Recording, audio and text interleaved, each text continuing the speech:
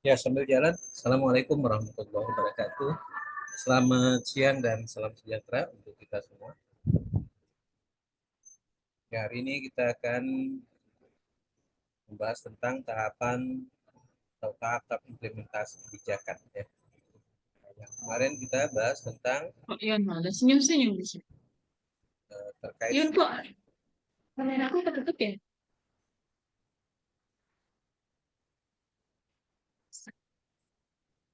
Bisa ngaturnya?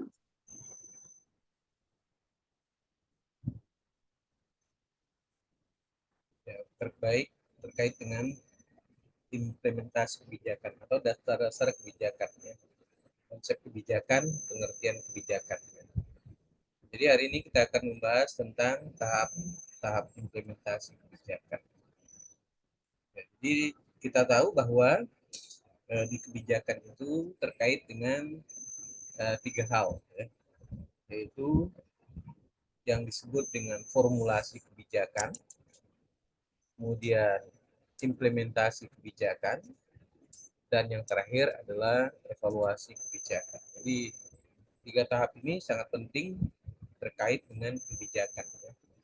Nah, kebijakan itu dibuat atau diformulasikan. Ya, dalam prosesnya tentu ada negosiasi, ya, kemudian ada komunikasi, ya, terhadap kebijakan itu. Sementara diimplementasi demikian juga lebih banyak dikomunikasikan. Kemudian baru dievaluasi. Jadi tahap terkait dengan formulasi itu terdiri atas dua bagian, yaitu negosiasi terhadap kebijakan yang akan dibuat, kemudian mengkomunikasikan kebijakan itu baik sesama pembuat kebijakan, kemudian maupun kepada implementator kebijakan. Ini kita akan membahas tentang tahap-tahap implementasi. Nah, di implementasi ini ada dua hal yang terkait dengan implementasi. Ada yang bersifat self executing dan non executing. Ya. Dia ada yang disebut dengan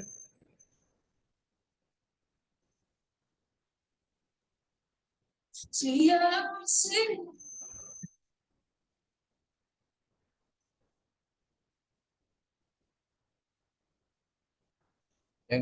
self executing dan non executing. Yang dinamakan dengan self executing ini adalah bahwa dengan dirumuskan dan disahkannya suatu kebijakan, maka kebijakan tersebut akan terimplementasi dengan sendirinya. Ya, jadi misalnya pengakuan kemerdekaan negara suatu negara misalnya, maka itu disebut dengan eksekutif. Ya. Nah, karena langsung dirumuskan dan disahkan, maka dengan sendirinya itu terlaksana. Ya. Nah, tentu berbeda dengan yang kebanyakan kebijakan. Ya. Yang umumnya adalah non self executing. Ya. Nah, yang dimana suatu kebijakan itu, ya, perlu diwujudkan dan dilaksanakan oleh pihak-pihak supaya tujuan pembuatan kebijakan itu tercapai. Misalnya kita tahu tentang kebijakan vaksinasi, ya. Maka itu sifatnya adalah non self executing. Jadi tidak serta merta langsung ketika itu dirumuskan, ya harus itu diimplementasikan, ya, dan tidak otomatis. Ya. Misalnya pada pemberian belkaga, ya, misalnya, maka itu juga termasuk kategori non eksekutif. Ya. Jadi hampir kebijakan itu nuansanya bersifat non eksekutif. Ya. Terjadi perubahan, ya. Tadi kalau kita lihat bahwa di dalam kebijakan itu ada tiga hal yang terkait dengan kebijakan, yaitu yang terkait dengan formulasi kebijakan, kemudian kebijakan itu ya harus bisa dikomunikasikan.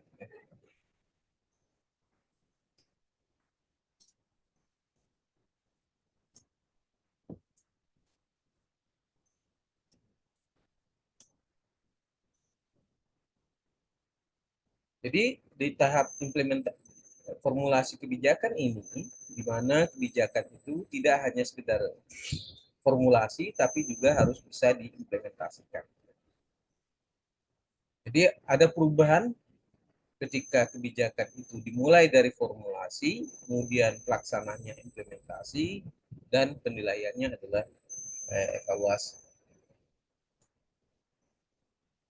Pada tahap 1, terdiri atas kegiatan-kegiatan yaitu menggambarkan rencana suatu program dengan menetapkan tujuan secara jelas. Jadi tahap 1 ini terkait dengan apa rencana dari suatu program yang tujuannya bisa dilakukan. Jadi tujuannya itu harus jelas terlebih dahulu. Jadi kita menetapkan sebelum kegiatan itu dilakukan atau sebelum rencana itu dibuat ataupun program itu belum ditentukan, maka yang harus ditetapkan adalah tujuannya. Jadi tujuannya dulu yang harus kita ketahui. Jadi dengan tujuan itu baru kita akan mudah untuk membuat program. Misalnya pemberantasan demam berdarah dengue, misalkan DBD. Maka yang kita lakukan adalah menurunkan kasus DBD. Nah, sekarang untuk menurunkan kasus itu tentu berbagai cara bisa kita lakukan. Ya. Misalnya dengan pemberantasan sarang nyamuk misalnya. Atau juga bisa melalui pembentukan jumantik juru pemantau titik. Nah ini bisa dilakukan ya dalam rangka untuk melaksanakan kebijakan tadi atau melaksanakan rencana atau program tadi. Jadi tujuannya dulu yang sudah kita tentukan, kita tetapkan ya. Sehingga mudah untuk membuat rencana atau program yang akan ditentukan. Kemudian menentukan standar pelaksanaan. Ya, ya standarnya baik itu standar sumber daya manusianya yang dibuat standar, kemudian aturannya dibuat standar, kemudian output yang diharapkan ya, dari kebijakan yang dibuat tadi. Kemudian yang ketiga adalah menentukan biaya yang akan digunakan beserta waktu pelaksanaannya. Jadi semua kegiatan itu tentu harus berorientasi kepada resources of management. Jadi kalau kita bicarakan tentang resources of management ini, maka ada beberapa hal yang kita sampaikan, yaitu yang pertama adalah men-nya ya, atau yang kita kenal dengan istilah 6M ya. Jadi ada man, money, material, mesin, method, dan market. Nah, ini yang dijadikan sebagai ukuran ya, dari pelaksanaan program tersebut.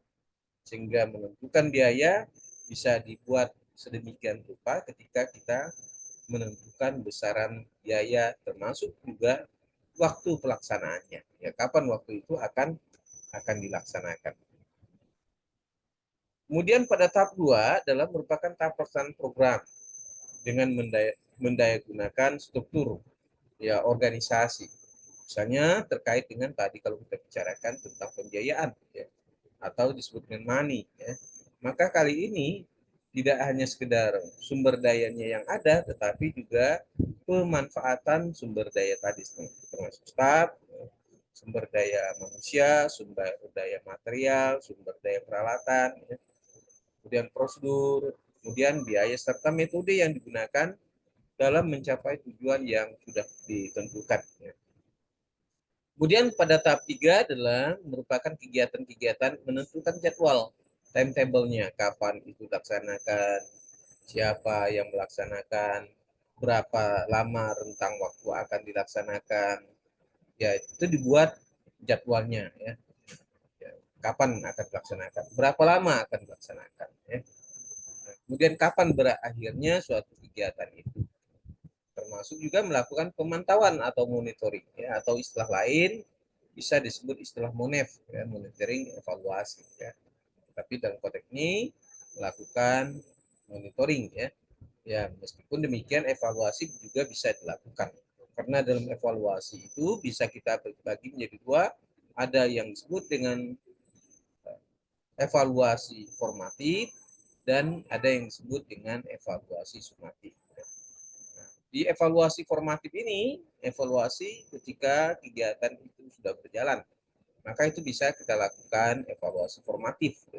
Tetapi ketika akhir dari suatu kegiatan, maka kita bisa melakukan evaluasi sumatif. Kemudian yang ketiga adalah mengadakan pengawasan untuk menjamin kelancaran pelaksanaan program. Ya. Jadi harus diawasi sedemikian rupa. Ya.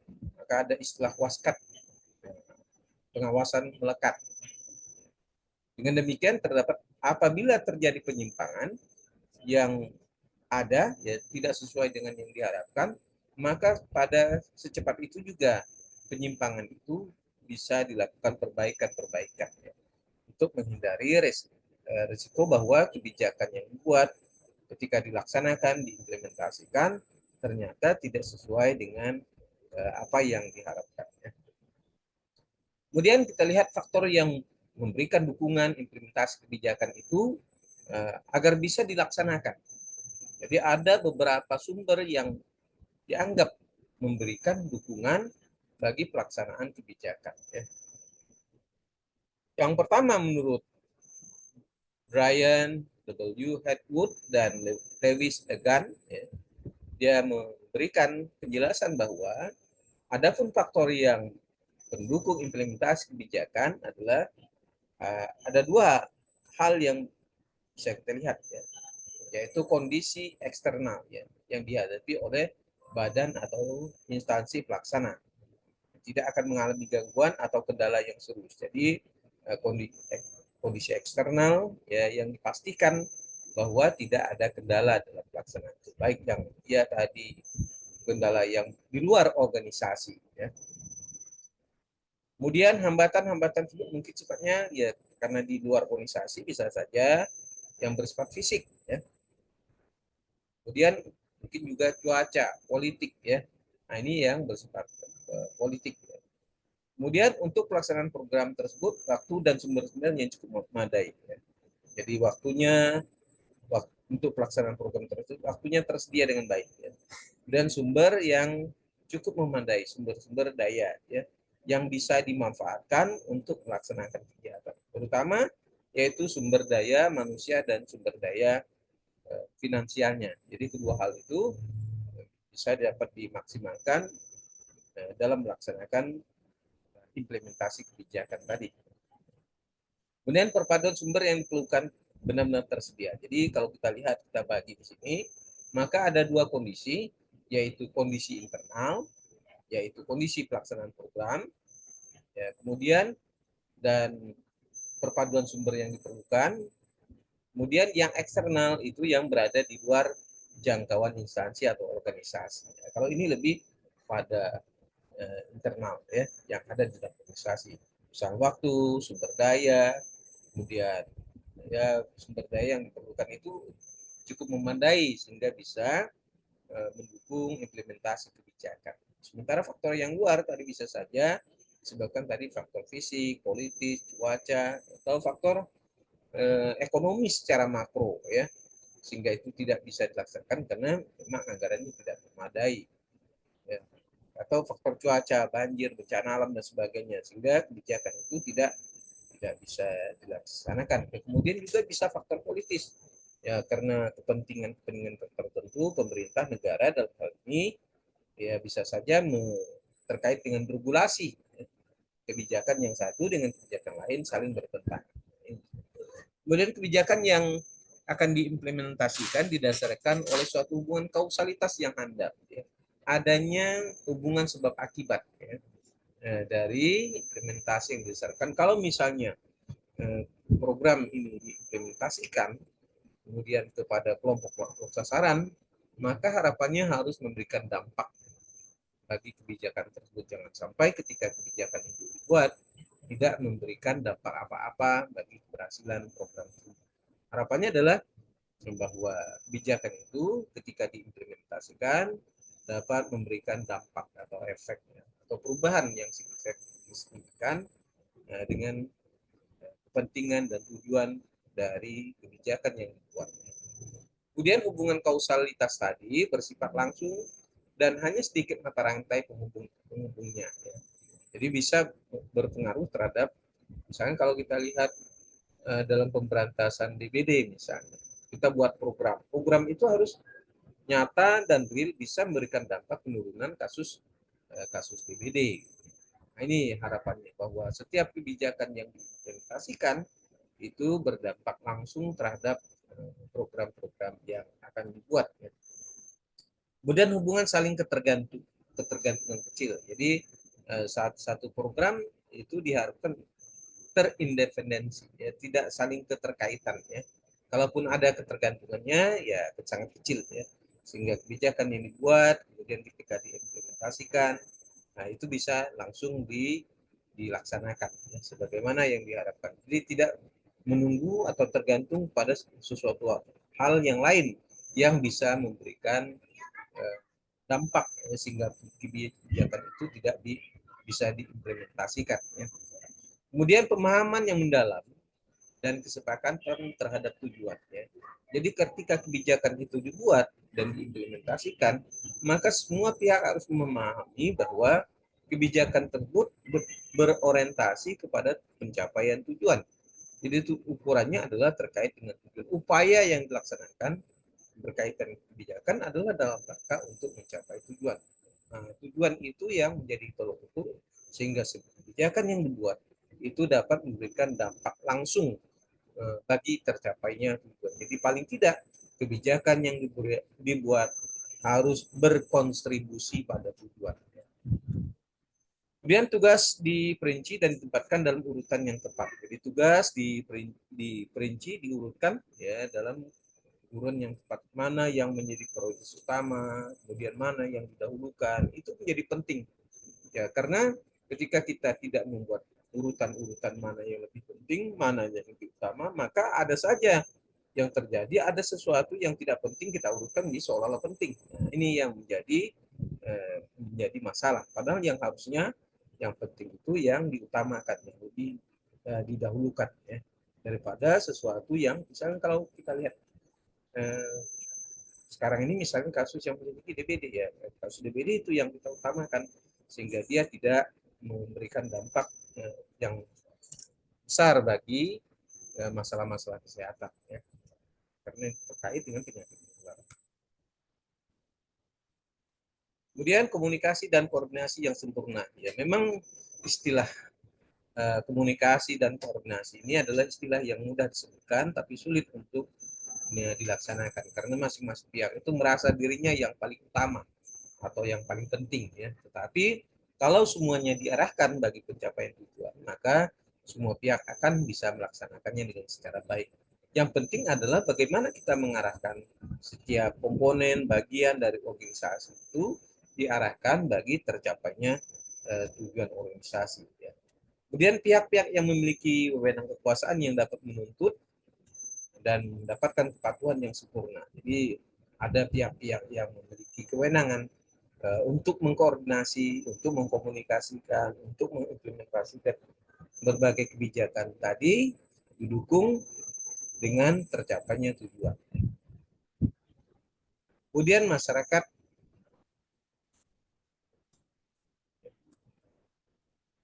ya, melaksanakan suatu kebijakan publik ya. Yang pertama adalah respek anggota masyarakat terhadap otoritas dan keputusan badan-badan pemerintah. Jadi masyarakat akan memberikan respek tergantung kepada otoritas dan keputusan badan-badan pemerintah tadi. Jadi yang bagiannya terkait dengan mana kewenangan dari instansi pemerintah. Misalnya tadi kalau kita lihat di eh, kasus stunting, ya, kan ada KBPP, ya, kemudian ada dinas kesehatan, ya, kan sepertinya kalau kita lihat ya, lebih banyak ke dinas kesehatan secara teknis ya, karena memang organisasi sampai tingkat bawah atau level paling bawah. Sementara di dinas kependudukan dan pemberdayaan perempuan itu kan ya di tingkat kabupaten. Jadi tidak punya jaringan sampai ke bawah. Ya.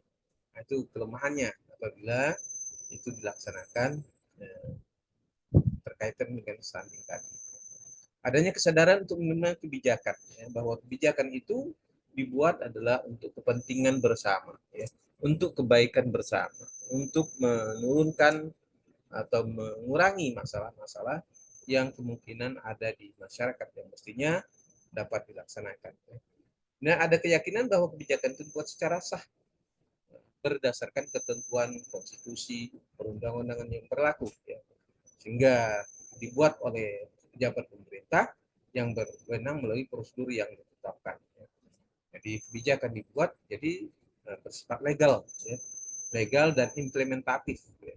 Sehingga tidak hanya sekedar kebijakan dibuat oleh segelintir orang, tetapi tidak memiliki otoritas atau kewenangan yang terkait dengan pembuatan kebijakan, kemudian melakukan kebijakannya. Karena ketika kita kebijakan itu dibuat, maka harus ada kewajiban untuk melaksanakan atau mengimplementasikan kebijakan tersebut. Termasuk kebijakan tersebut harus didukung dengan sumber daya yang ada. Jangan sampai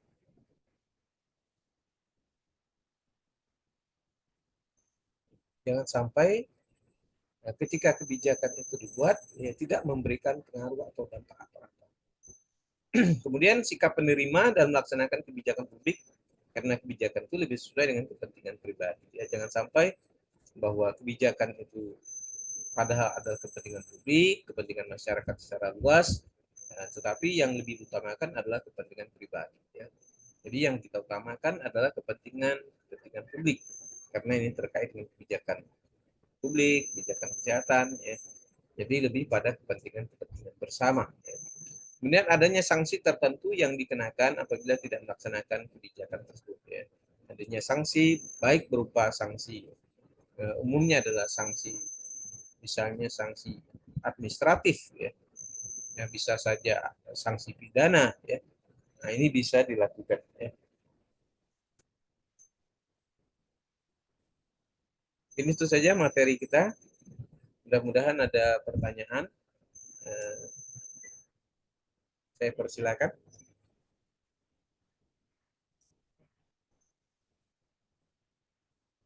Silakan kalau ada mau ditanyakan.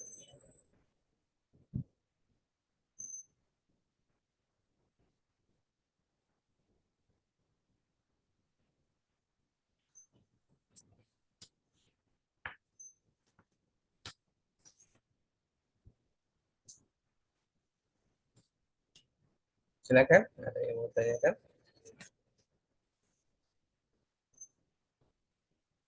Ade Dodi Haryanto, Angelina. Hadir, Pak. Hadir, Bang.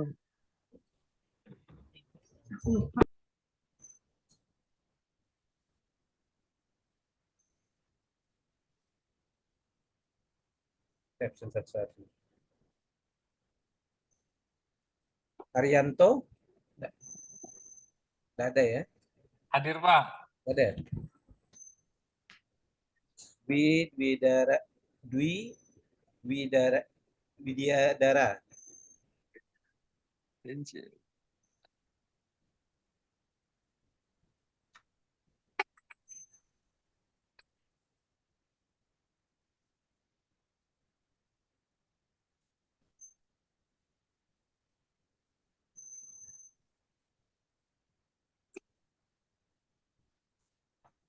Henny Elida Siregar. Izin, Pak. Di Suharti. Hadir, Pak.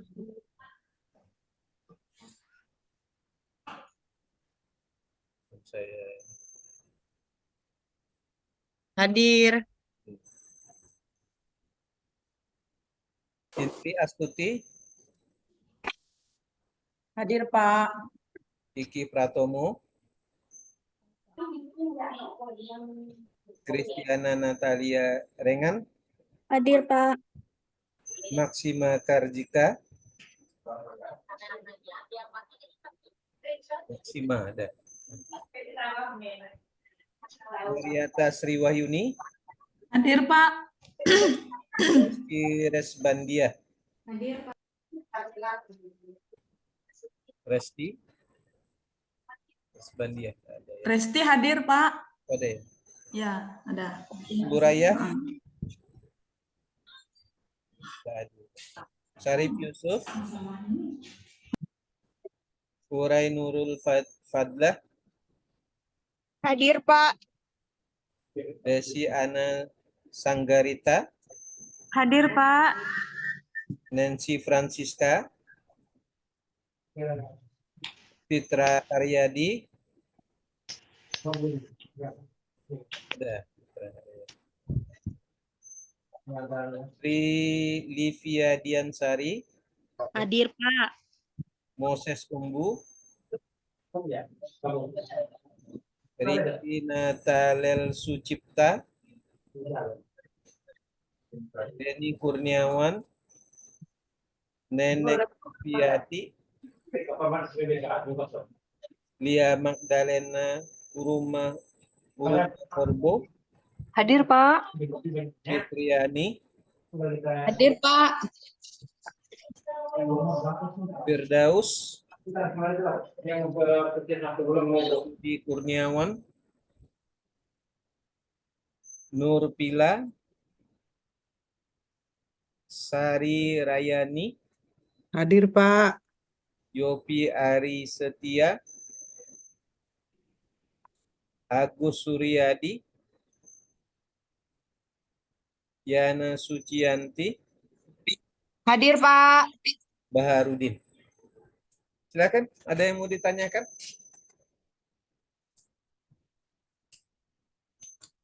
Kalau tidak ada, kita akhiri. Ada, Pak. Oh iya, silakan.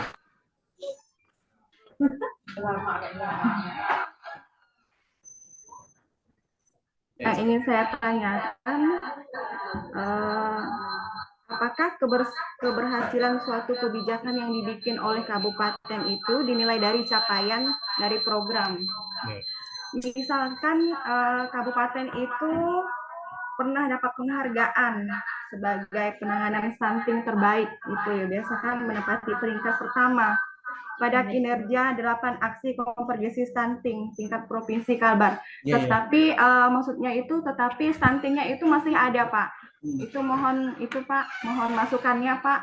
Apakah ibaratnya keberhasilan itu dinilai dari capaian program tersebut? Terima kasih.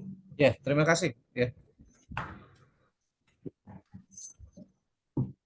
Nah, kalau kita lihat ya di stunting ini kan fluktuatif ya.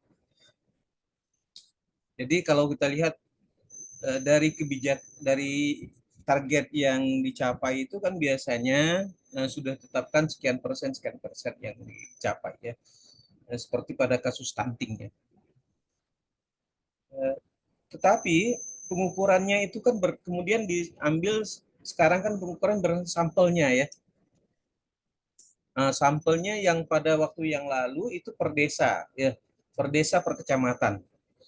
Kemudian sekarang ini kan hanya 30 orang ya sampel dari untuk mewakili kecamatan ya.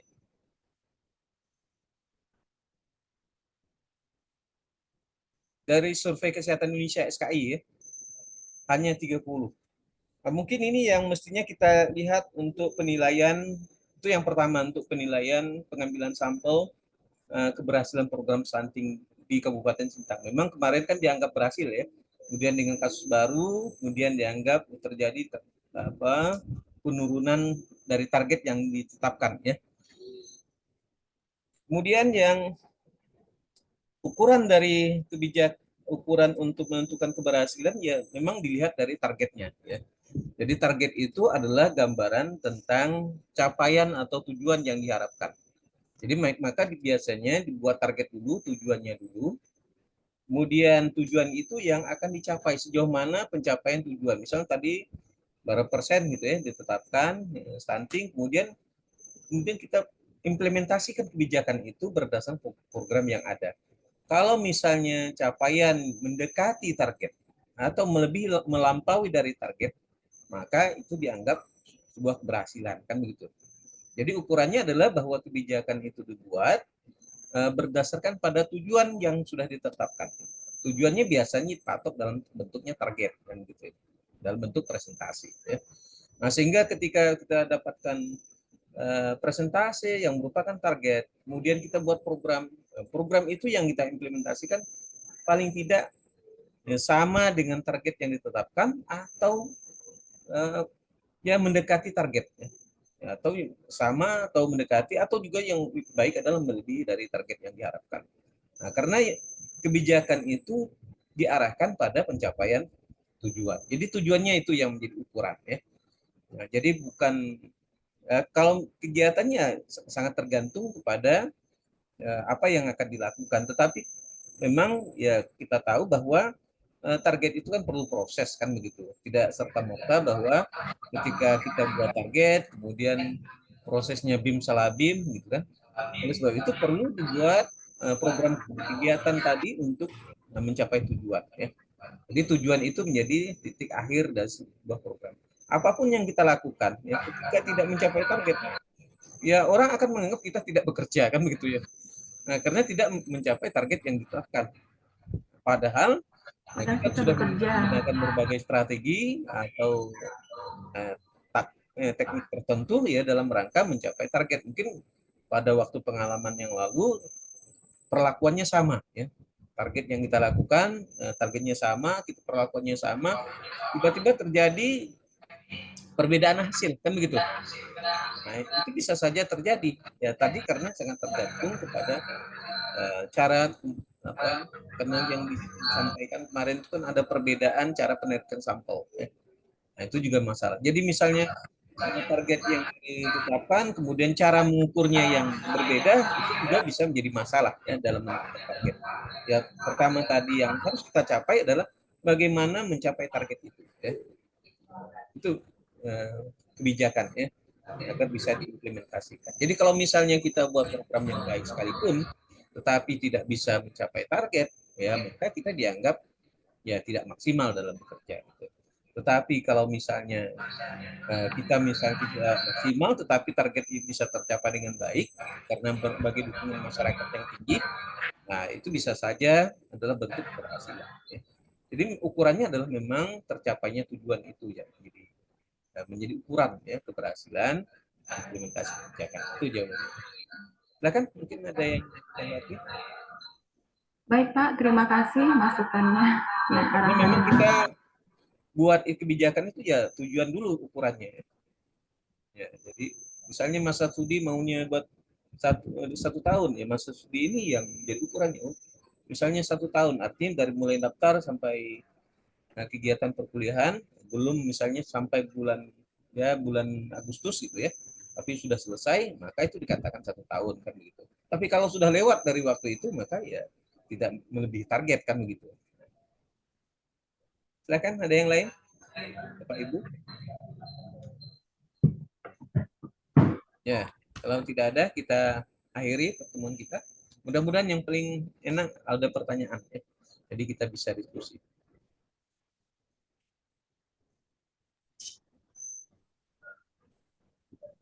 Silakan, ada yang mau tanyakan lagi, Pak Ibu? Kalau tidak ada, kita akhiri pertemuan kita. Terima kasih atas perhatiannya. Untuk setelah ini, saya akan berikan soal, ya materinya nanti saya share, ya. Soal dikerjakan di e-learning. Kayak biasa ya Pak. Jadi saya berikan waktu berapa hari? 3 hari lah, ya. Baik Pak. Nah, jadi 3 hari. Untuk UTS belum Pak ya? Dari tanggal 17, 18, 19, sampai tanggal 21 lah, 4 hari, ya. Nah, Siap, Pak. soalnya ada 50 soal. Itu soal UTS dikerjakan di e-learning. UTS Pak ya. Ya, UTS. Ini itu saja informasinya yang bisa saya sampaikan. UTS tanggal berapa? Terima kasih. Perhatiannya. Nanti kita dikerjakan saja dan soalnya, ya. dan langsung saya upload soalnya. Boleh Mungkin learning nggak asing lagi kan? Ya, terima kasih. Udah bagus sih Pak. Siapa yang ngomong gitu? Sudah bagus, sekarang udah bisa diakses. Udah ya. Ya, terima kasih. Selamat siang. Assalamualaikum warahmatullahi wabarakatuh. Waalaikumsalam. Waalaikumsalam Pak, selamat siang. Siang, Pak. Ya, siap.